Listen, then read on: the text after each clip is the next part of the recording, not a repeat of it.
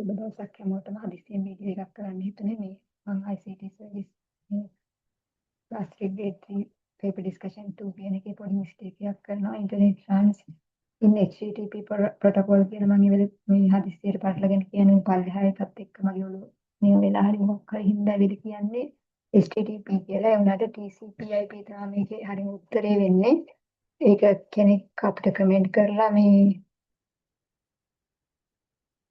දාලා තිබ්බා for question 12 answer would be TCP IP interact runs on TCP IP protocols not HTTP කියලා ඒක උත්තරේ හරි ඒ කමෙන්ට් එක දාපු කෙනාට thank you දිමිෂ්ක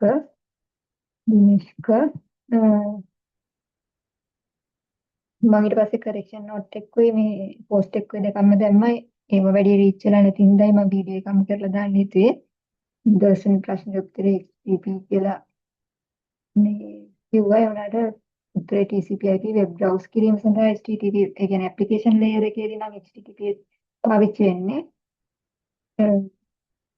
TCP/IP තමයි මේ මූලිකම ප්‍රොටෝකෝල් විදිහට ගන්න පුළුවන්.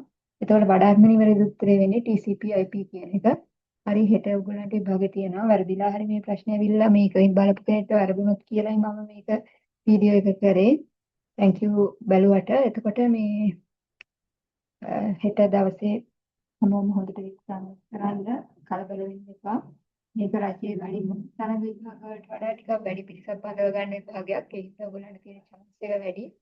කලබල වෙන්නේ නැතුව විශේෂම IQ paper එක කාලයෙන් මැද වෙන්න පුළුවන්.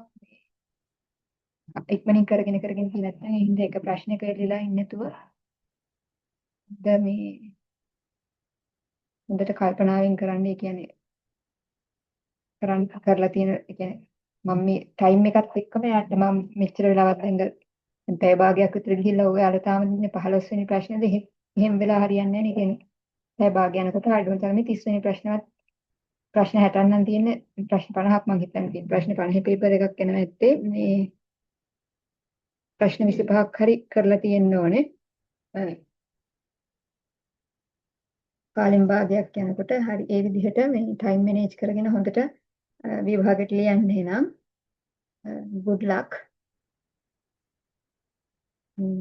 ඔයගොල්ලෝ හැමෝටම විභාගයෙන් පාස් වෙන්න chance එක හම්බෙන්න කියලා මම ප්‍රාර්ථනා කරනවා. Thank you very much.